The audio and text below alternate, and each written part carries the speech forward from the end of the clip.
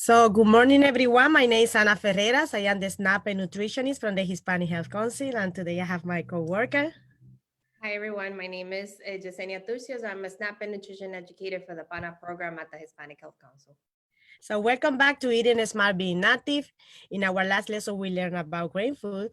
Okay, if you missed that lesson, please go back and review it and give us as well your feedback so we can acknowledge you, as one of our participants. And then you can receive your graduate certificate. Okay, Lucero, welcome. Albania, welcome. So also we learned why it is important to choose whole grain. And today is a very important lesson as well. So welcome one more time. We share with you some exercises and we encourage you to practice. So we are definitely excited that everyone is connected today. We definitely want to hear from you.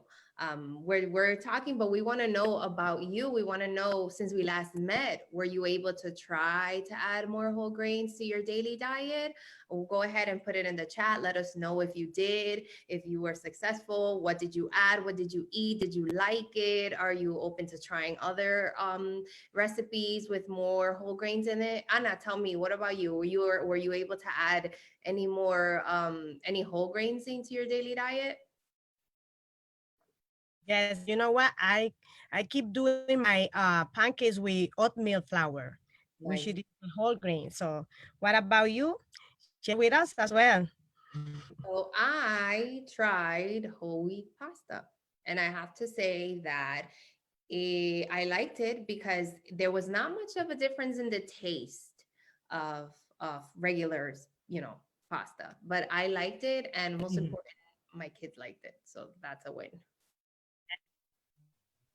Okay. So today we were going to set goals every week related to what we have learning. So some weeks you will achieve your goal, and sometimes you may not. But the very important thing is that you have to review your goals and to try again. Okay, so today's lesson is about protein. So welcome one more time, and we're gonna learn also how to keep food safe to eat as well.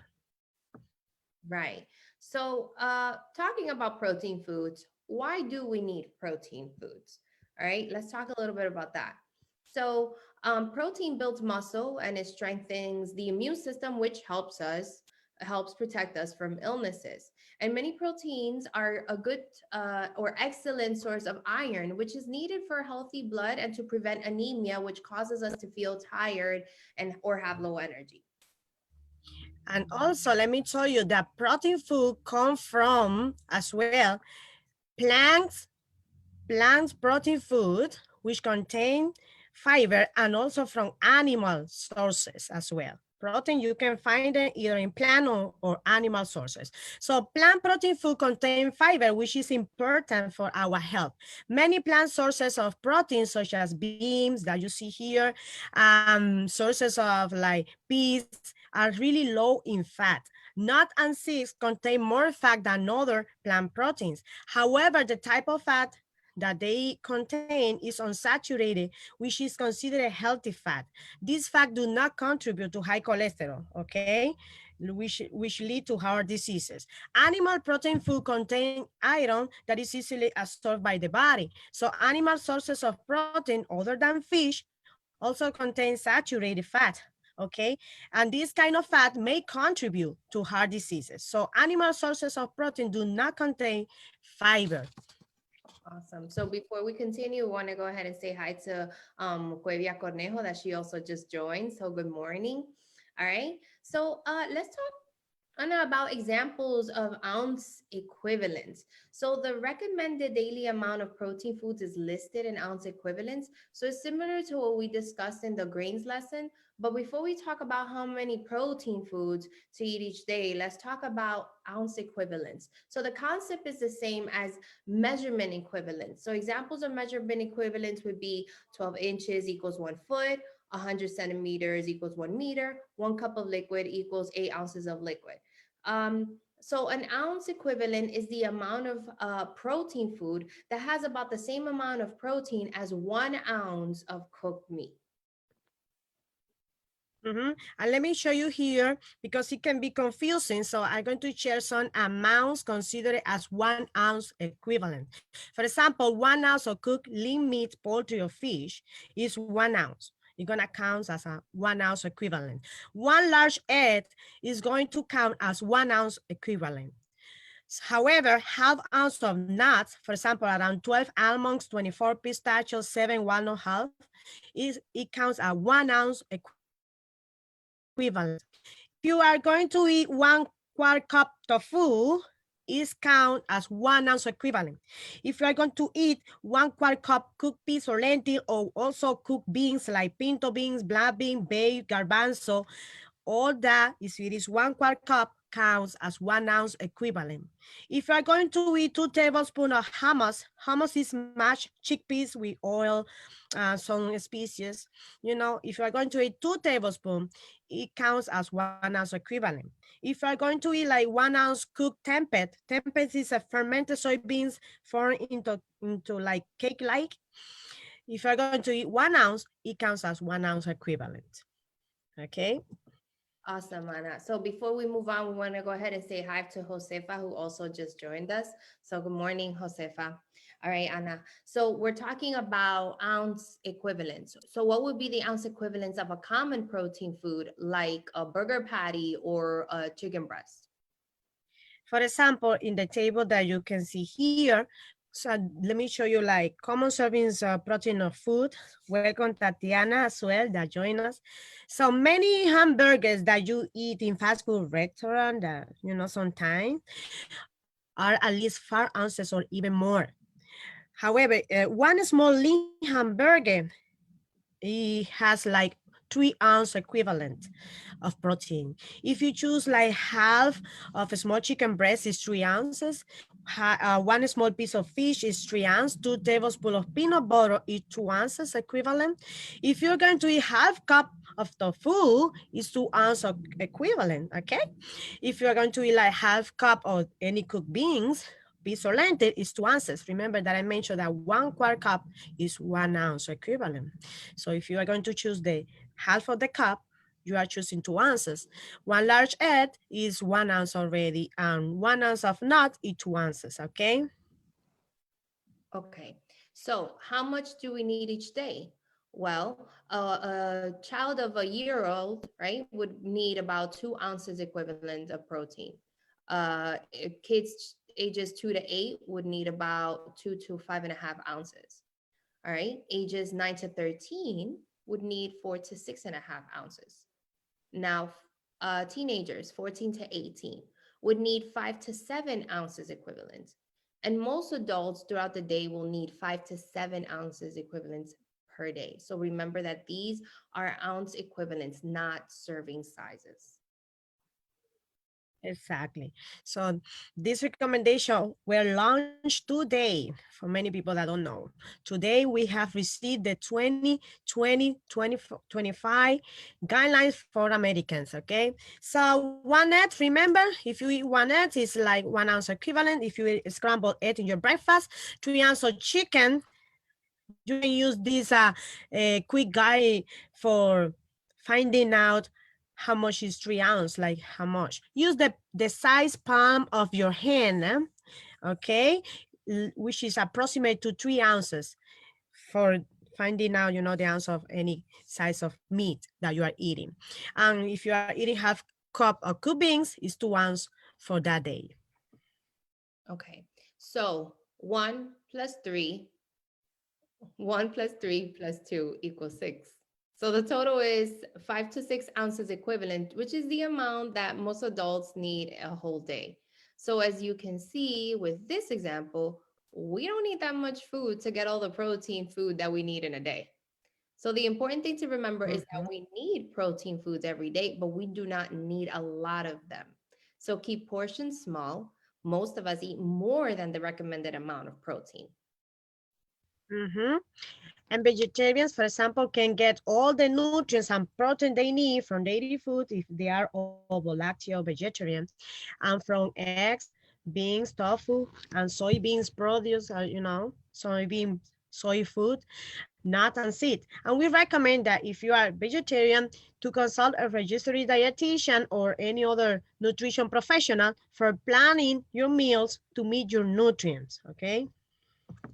Awesome. So we want to hear from you. We want to hear from you. So can you tell us, do you eat more or less protein foods than these recommendations?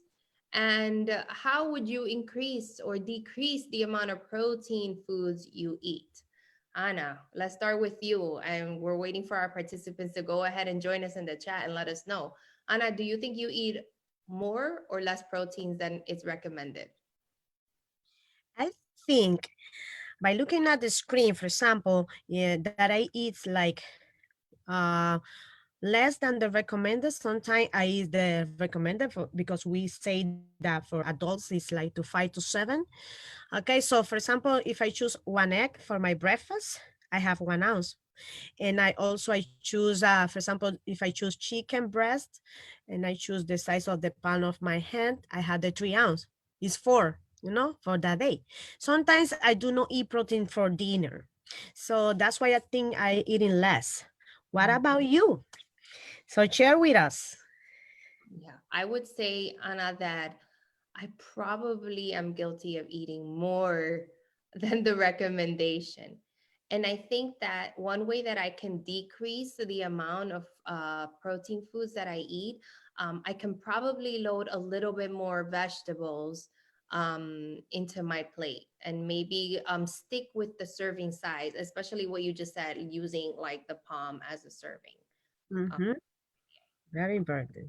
Okay, so we definitely want to hear from you. We're going to be reading. Oh, so Minky says that she eats about 1 to 2 ounces more a day of protein.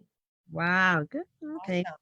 And Sureli says that she eats exact 5 to 6 ounces. So she is actually eating the recommended amount of protein. So that's awesome.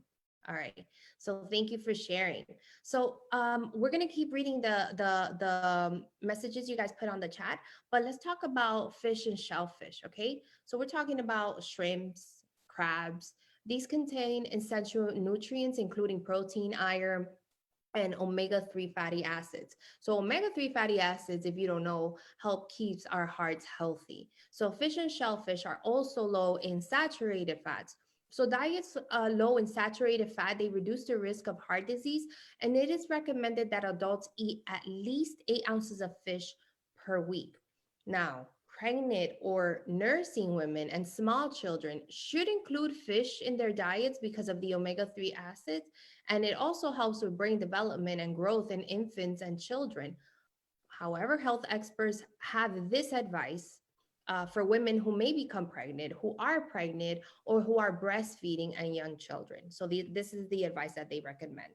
Mm-hmm. For adults, should eat like 8 to 12 ounces a week of a great variety of fish like tilapia, catfish, codfish, tuna, salmon, pollock, Mm-hmm. Okay, so children 2 to 8 years old should eat 3 to 6 ounces of fish per week. and children over 8 like 8 ounces of fish per week. Do not eat shark, swordfish, king mackerel, or tilefish because these fishes are high in mercury, and that can be harmful to it can be harmful to onboard babies and young children. Mm-hmm. And do not eat raw or undercooked fish and shellfish. Now, something about albacore tuna. Albacore tuna has more mercury than chunk light tuna. So don't eat more than the 6 ounces of albacore tuna a week. If you eat fish, I'm sorry, from local lakes and streams or rivers, follow those local fish advisories. And if there are no local advice available, then eat 6 ounces or less of local caught fish per week and 1 to 3 ounces for children. Mm-hmm. So Josefa say, I think I eat more than I need. I should decrease this amount. And I think I will be okay. Thank you for your recommendations. Okay, thank you, Josefa. So right here in the table, you can see some food in amount usually eaten. For example, roast chicken meat, like 3 ounces. It has like 26 grams of protein, like 3 grams of fat.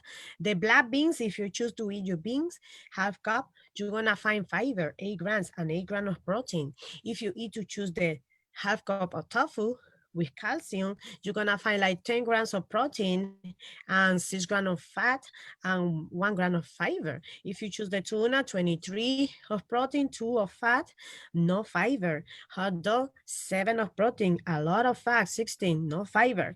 Pork chop is like 25 of protein, 13 of fat, no fiber. So look at the different amount of protein and fiber in this food. We get more protein and less fat with the roast chicken tuna than the hot dog. What else do you notice? I notice also, as we mentioned, that if we choose black beans, for example, we find in plant-based protein more fiber.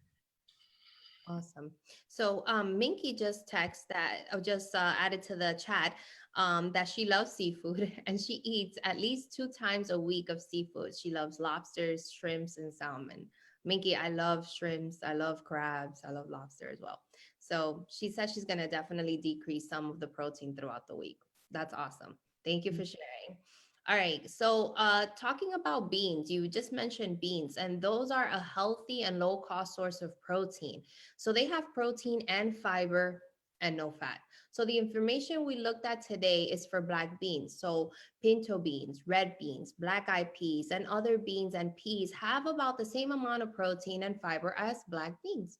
So, adding beans to dishes like soups or salad is a great way to increase protein and fiber without increasing fat. Choosing lean sources of protein, including plant sources, will help to decrease fat and increase fiber in your diet. And let me give you some tips as well for reducing the fat when cooking protein food.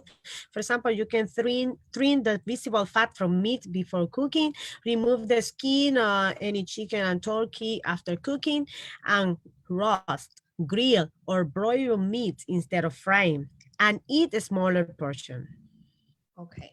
So now let's go ahead and talk about food safety. All right. We're talking about keeping our food safe to eat. So it's important to follow food safety guidelines to keep food safe to eat. And this can prevent foodborne illnesses, sometimes called food poisoning, which can cause nausea, vomiting, diarrhea, and sometimes even death. So, about half of the people who get foodborne illnesses get it because food is not handled properly at home. Mhm. And the danger zone, let me show you here, the danger zone is where the bacteria grow rapidly between 40 degrees and 140 degrees. This is the danger temperature zone. So keep your food out that sun as much as possible, but refrigerating or freezing the food or cooking it to a safe internal temperature, okay? It's very important. Foodborne illness is most often caused by bacteria in the food that grow really quick when they are in warm and moist condition. So if the food is warm and moist, okay, bacteria can double every 20 to 30 minutes, okay? For example, one bacteria, as you can see there, can multiply 60 million in just 8 hours. So it's very important to know the room temperature, which is 65 to 75 if it is Celsius, okay? That's the danger zone. Bacteria grow quickly, as it's very important to know that. So, the four main messages to remember to keep food safe to eat are clean, separate, cook, and chill. So, clean hands and surfaces that come into contact with your food, like countertops. So, to avoid the spread of bacteria or to other foods, do not wash the meat or poultry. Washing meat and poultry is not necessary and actually spread the bacteria into the sinks and countertops. Now, cooking meat and poultry to the appropriate temperature will destroy the bacteria. And the second step, separate. Separate cook and ready to eat food from raw meat, poultry, fish. Also separate when while you're chopping, preparing, and storing your food. If food ready to eat, get like a lettuce for a salad, get in contact with your raw meat, okay? Or any utensil on surface that already touch any raw meat could be contaminated with bacteria. So never put your ready to eat food on a plate or surface that already touched any raw meat. Okay. Now, cook meat, poultry, and fish to safe internal temperature to kill bacteria. So, a special note for women who are pregnant or might become pregnant: hot dogs and cold cuts, those deli meats, may contain harmful bacteria. So, always heat these foods to steaming before eating when pregnant. And also chill your perishable food, okay, really promptly, and defrost the food in the proper way. Thaw your food in the refrigerator, from the freezer to the refrigerator, okay. Never defrost in the kitchen counter or the sink at room temperature. Raw meat, poultry, and fish spoil really quick, and always keep them in the refrigerator and cook or freeze within 2 days, okay. And let me give you tips for the how to wash, how to teach your children to wash their hands properly. For example, by singing the song Happy Birthday like twice. They had to keep rubbing their hands between their fingers around their wrist, okay, with plenty of soap, and rinse your hands properly and dry with a towel, okay? That's very important as well. All right. Now let's go ahead and talk about testing for doneness. All right. So food is safely cooked when it gets to an internal temperature that kills the bacteria that causes foodborne illnesses. So always use a food thermometer to measure the internal temperature of cooked foods, including meats, poultry, seafood, eggs, and egg dishes. So color and textures are not reliable indicators of doneness. Using a thermometer to be sure foods are cooked to safe internal temperature is important for safety, but it also helps prevent overcooking foods. Overcooked meats is tough and it's dry and it doesn't taste very good. Mhm. Meat, poultry, and seafood all need to be tested with a thermometer. The type of thermometer that you are using, the cup of meat you are cooking affect how it's gonna be the test of the temperature. So let's talk about those thermometers. For example, you can find in any home goods store a great variety, okay? And most of the food thermometer you can find it online. So for example, the first one is the Dial Instant Read. These thermometers are meant to be used in thick foods such as roast and thin food like boneless chicken, breast, or hamburger. They are not designed to remain in the food while it is cooking. They must be inserted 2 to 2.5 inches deep in the thickest part of the food. Can be read in 50 to 20 seconds, okay? These are the cheapest thermometer, okay, but they need calibration in a regular basis. Calibration is to checking to make sure that the thermometer is reading the temperature correctly, and by checking the temperature it is reading in a glass of water. That's how you calibrate. So once it is in the ice water, adjust the thermometer to the temperature until it is 32 degrees when insert into ice water. Okay. Now, digital instant reads, all right, as you can see on this third slide on the right, these thermometers can be used to measure the temperature of thick and thin foods. So they are not designed to remain in the food while it's cooking. They must be placed at least half an inch deep into the food and can be read in 10 seconds. And the oven core thermometer. This thermometer can be used in most food, and they can be used inside the oven or out the oven to take the temperature of a food, the one that has the cord that you see in the middle, okay? When used inside the oven, the core or the probe is placed in food and can remain there while cooking with the oven door shut. But the base unit, the part that you're going to read, should be at the stove top, okay, or the counter, okay, so avoid some accidents. Then they read the temperature of the food while it cooks. Okay, so a note about pop-up thermometers. So these are commonly used in turkeys and roasting chickens, and those are usually included when you purchase the meat. So the thermometer pops up when the food reaches the correct temperature. But these aren't always reliable at measuring doneness, so it's recommended to double check the temperature with another kind of thermometer. So remember, the only safe way to be sure your meat is cooked to a safe internal temperature is to use a thermometer. So we encourage you to buy a food thermometer if you don't already have one. And the food safety experts recommend buying and using a digital thermometer, such either the digital instant read or the oven core, to measure the internal temperature of your food or any meat. So these thermometers are reliable and don't have to be calibrated as the one that I mentioned. Okay, so you can find it like $10 to $20 in online on any retail store. But be sure to check your prices. Okay, let me show you here now that some tips. When you measure the temperature inside a thin piece of meat, like a boneless chicken breast or a hamburger, you have to insert the thermometer past the indentation or a dimple in the stand. You have to insert the thermometer until it passes the dimple. Okay, the dimple is where the thermometer reads the temperature of the food. Okay, so for any thin piece of meat, such as a hamburger, chicken breast, or a steak, you have to insert the thermometer from the side, as you see in the picture, from the side. We don't want to stick the thermometer into the piece of the meat from the top, as you see down there, okay? Because it won't measure the temperature correctly. All right. So now in egg dishes, in casseroles, and irregularly shaped foods such as roast, check the temperature in several places of the food. Make sure to clean the stem of your thermometer with hot soapy water before and after each use. So follow the instructions included with your thermometer. Mhm. And the safe internal temperatures are different, for different types of meat for two reasons. The temperature in which harmful bacteria are destroyed varies, for different kind of meat. And the temperature required to cook each type of meat is also different. For example, we're gonna see here that beef, pork, ham, lamb steak, chops, and rolls should be cooked to an internal temperature of 145 degrees.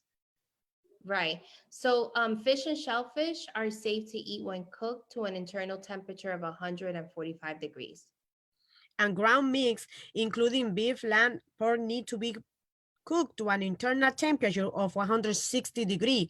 Ground meats require higher temperature because the process of grinding the meat causes to have more surface area contact, and this means more of the meat is exposed to those surface, which may be in contact with bacteria. Mhm. Now, egg dishes are safe to eat at an internal temperature of 160 degrees. And chicken, turkey, and other poultry, including ground chicken and turkey, is safe when cooked to an internal temperature of 165 degrees. Okay, so earlier in the lesson, we discussed how harmful bacteria grow rapidly in the danger zone, which is between 40 to 140 degrees. So, this is the reason we should not leave meats, dairy foods, or leftovers on the counter at room temperature for more than 2 hours. Room temperature is in the danger zone. So, it's important to cook these foods to a minimum of 140 degrees. All right. You'll see that the lowest safe internal temperature is 145 degrees. You can look at the magnet. So it's also important to ensure that your refrigerator is kept at a temperature to store food safely. So you can do this by using a refrigerator thermometer. Now, these thermometers can be placed in your refrigerator to measure the inside temperature. So it's recommended that you keep your refrigerator below 40 degrees to keep foods out of the danger zone, but above 32 degrees to prevent foods from freezing. And this refrigerator thermometer can be used to monitor the temperature of your refrigerator. So you have to place them in the middle, not in the back because it's colder, and not in the door because every time you open the refrigerator, it can get warm. So the temperature, the thermometer should be placed like in the middle. Okay. So if the temperature in your refrigerator is below 32 degrees, adjust the temperature dial to warm the refrigerator up a bit. If the temperature of your refrigerator is above 40 degrees, adjust the dial to lower the temperature of the refrigerator. Give it about 24 hours to adjust to a new temperature setting. Now, if after 24 hours the temperature is not between 32 and 40 degrees, there might be something wrong with the refrigerator. So if that's the case, you might need to get an expert to take a look at the refrigerator. Refrigerators that don't keep foods below 40 degrees could be putting you and your family at risk for foodborne illnesses. So let me give you a quick tips. For reducing fat when cooking protein food, remember choose plant proteins food like beans, lentil, nuts, and seeds more often. They are often lower in fat, and animal protein foods, they are also more higher in fiber. So trim the visible fat from meat before cooking it and remove the skin of your chicken or your turkey, okay? Removing the skin after cooking allows the flavor and moisture to remain in the meat while removing some fat. So roast, grill, broil your meat, poultry or fish instead of frying, and serve and eat a smaller portion of protein food. All right. Now, when storing meats, fish, and poultry and leftovers, we have this information. So Mhm. the fresh meat and roast and chops and steaks, you can keep them in your refrigerator 3 to 5 days, but you can keep them in your freezer 4 to 6 months. Fresh hamburgers and other ground meats or stew meats, they can be 1 to 2 days in your refrigerator and up to 3 to 4 months in your freezer. Leftovers, cooked foods, they can be 3 to 4 days in your refrigerator and 2 to 3 months in your freezer. Fresh poultry can be 1 to 2 days in your refrigerator, up to 9 months in your freezer. Eggs, fresh in the shell, can be 4 to 5 weeks in your refrigerator. Do not freeze eggs. Okay. Bacon and smoked sausage can be up to 7 days in your refrigerator and up to 1 month in your freezer. Raw sausage can be 1 to 2 days in your refrigerator, 1 to 2 months in your freezer. Hot dogs, if they are unopened, can be 2 weeks in your refrigerator. If they are open, 1 week in the refrigerator. Otherwise, you can keep them 1 to 2 months in your freezer. Lunch meats, if they're unopened, 2 weeks in the refrigerator. If they are opened, 3 to 5 days in your refrigerator and 1 to 2 months in your freezer. And fish and shellfish can be 1 to 2 days in your refrigerator and up to 3 to 6 months in your freezer. Excellent. So raw meat, poultry, and fish spoil really quickly. Cook or freeze within 1 to 2 days after purchase. So thank you for being with us. And we encourage you to keep at during the month of January. You're going to receive some